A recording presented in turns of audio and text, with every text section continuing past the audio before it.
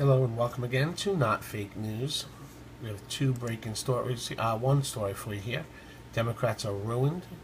James Comey just ended all Russian lies with one brutal fact by Danny Gold. Today we finally got some real answers from the FBI about the Russian election hacking. Now Democrats are freaking out over what James Comey revealed. They're so screwed. The Democrats decided to ask Comey straight up, did Russia make any attempt to hack the electoral system? That's when Comey and the NSA Director Michael S. Rogers dropped this bombshell on them. There's no evidence of Russian making any attempt to hack our voting process. Let's see that. Director Comey, do you have any evidence at the FBI that any votes were changed in the states that I mentioned to Admiral Rogers? No. Thank you. That's it. Ouch. But what about all the claims that Hillary Clinton won and Russian hacked the election? I mean, sure, we already knew that they didn't succeed, but it's saying that there's no attempt at all? Oh, and to put the icing on the cake, Comey also revealed one piece of information that totally discredits everything the Democrats claimed. According to the FBI's investigation, Russia was not trying to help Donald Trump. Putin thought Hillary Clinton, who he hated, was going to win because of all the polls and was supposedly working to sabotage her as president. That means that Trump was voted in by the American people. 100%. Oopsie. That they wanted to hurt our democracy, hurt her, help him. I think all three we were confident in at least as early as December. Okay. The paragraph that's given me a little concern there in terms of just the timing of when all of that occurred, because I'm not sure if we went back and got that exact same January assessment 6 months earlier, it would have looked the same, because you say, when we further assess, Putin and the Russian government developed a clear preference for President-elect Trump. Any idea when that clear preference in the analysis, when did that get into the lexicon of when you talk back and forth among yourselves on a classified basis? I don't know for sure, but I think that was a fairly easy judgment for the community. Putin hated Secretary Clinton so much that the flip side of that coin was he had a clear preference for the person running against the person he hated so much. Yeah, that might work on Saturday afternoon when my wife's Red Raiders are playing the Texas Longhorns. Oh. She really likes the Red Raiders. But all the rest of the time, I mean, the logic is that because he really didn't like the candidate Clinton, that he automatically liked Trump.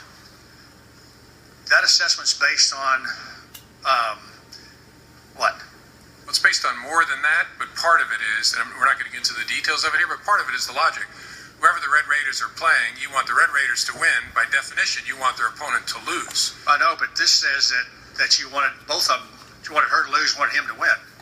Is that right? They're inseparable.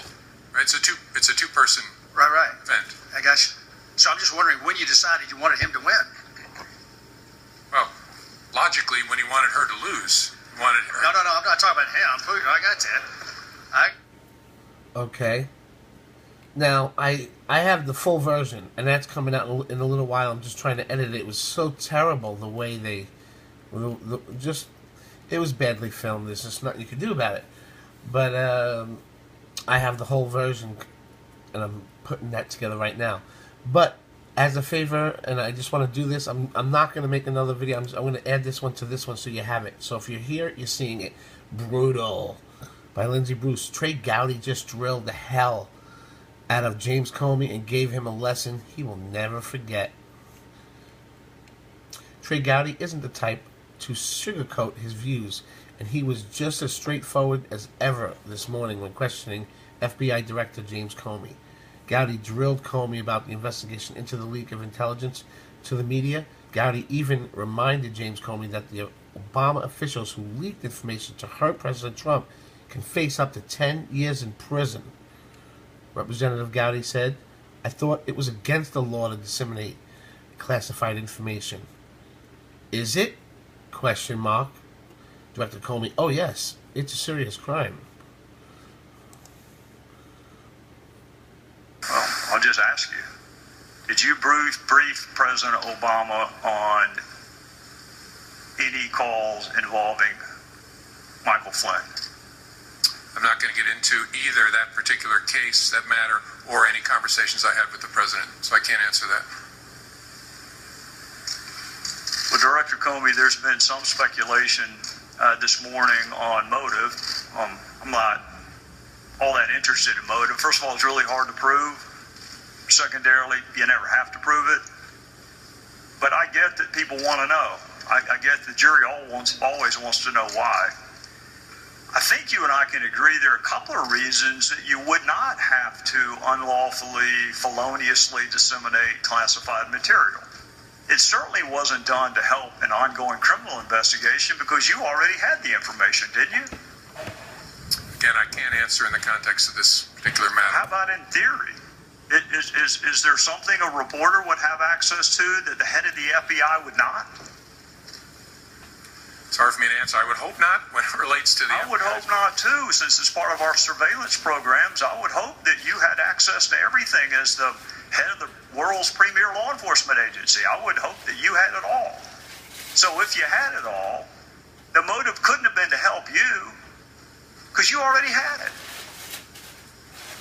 And Admiral Rogers, the motive couldn't have been to help you because you already had it. So in the universe of possible motives for the felonious dissemination of classified material, we could rule out wanting to help the intelligence communities and the law enforcement communities. Those are two motives that are gone now. That leaves some more nefarious motives. Is the investigation into the leak of classified information, has it begun yet? I can't say because I don't want to confirm that that was classified information. Well, I don't want to quarrel with you, Director Comey, and I do understand that you cannot ordinarily confirm or deny the existence of an investigation. But you did it this morning citing DOJ policy given the gravity of the fact pattern. Would you not agree that surveillance programs that are critical, indispensable, vital to our national security, some of which are up for reauthorization this fall, that save American lives and prevent terrorist attacks also rises to the level of important? I think those programs are vital, and leaks of information collected pursuant to court order under those programs are terrible. And as I said in my opening statement, should be taken very, very seriously. What I don't ever want to do is compound what bad people have done and confirm something that's in the newspaper. Because sometimes the newspaper gets it right.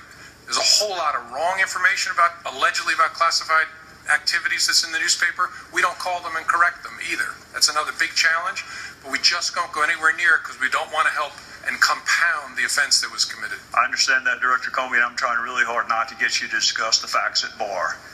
But some of the words that appeared in this public reporting include the word transcript, which has a very unique use in the matters that you and I are discussing this morning. That is a very unique use of that word. Wiretap has a very specific meaning. The name of a U.S. citizen that was supposed to statutorily be protected is no longer protected. So some of this reporting, let's assume 90% of it is inaccurate. That other 10% is still really, really important. And to the extent that you can rely on the dates in either the Washington Post or the New York Times, we are talking about February of this year is when the reporting first took place. So we're a month and a half or 2 months into something that you and I agree is incredibly important and also happens to be a felony. So I'm just simply asking you to assure the American people, you've already assured them you take it really seriously.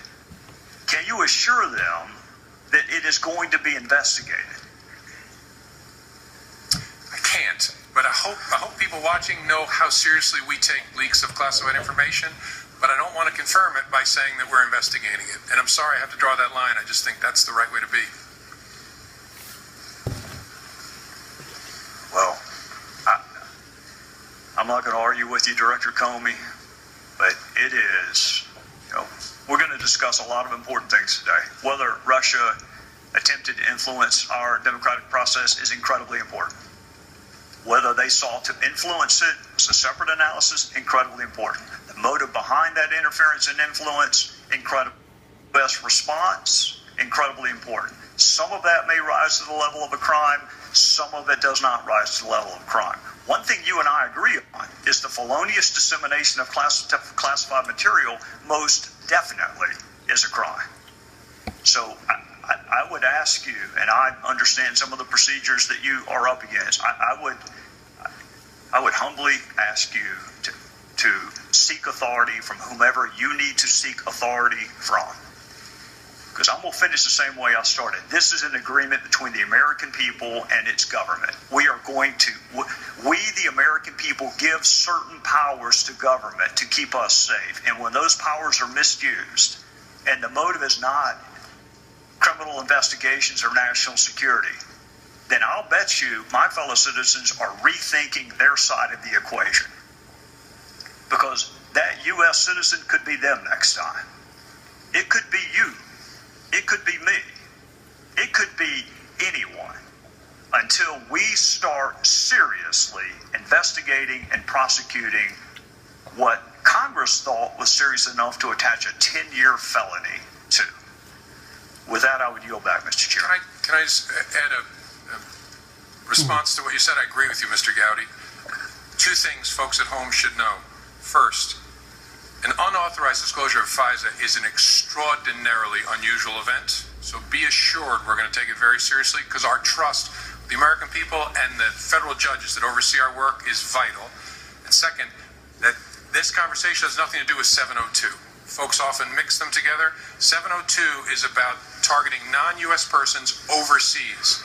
Pursuant to the FISA statute, the FBI can apply to collect electronic surveillance in the United States, but it's a different thing from 702. The conversation you and I are just having is about this, which is vital and important, but I just didn't want to leave folks confused. Director Comey, you are 100% correct. And I am 100% correct in saying that that is a distinction that doesn't make a difference to most of the people watching television. You are exactly correct. What we are reauthorizing this fall has nothing to do with what we are discussing, other than it is another government program where the people consent to allow government to pursue certain things with the explicit promise it will be protected. So you're right, they're different. But in the eyes of people watching, it is the U.S. government officials leaking the name of a U.S. citizen, and if it can happen here, it may happen there. Trust me, you and I both want to see it reauthorized. It is in jeopardy if we don't get this resolved. John.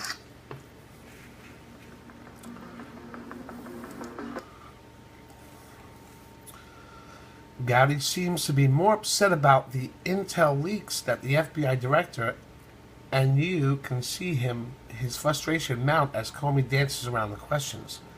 Comey tries to hide behind the idea that if he confirms the investigation, he will be confirming that the confidential information was in fact leaked, and therefore be compounding the crime itself.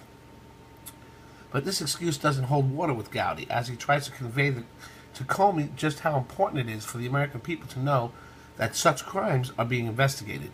Gowdy even warns Comey that if he doesn't take the invasion of privacy seriously, he may be the next victim, meaning jail time. Or that somebody might look into what he's doing. It's good to know that Trey Gowdy is passionate about protecting the American people, even if the director of the FBI doesn't really seem to be. And that's it, folks. Please comment below. Let us know what you think. Share this to get the word out. And if you haven't subscribed to our channel yet, please subscribe. And also hit the bell next to the subscription button so you get the breaking stories as they come out. And also, if you like what we're doing here at Not Fake News, please like the video. It's important and it means a lot to us. Thank you, and I'll see you next time.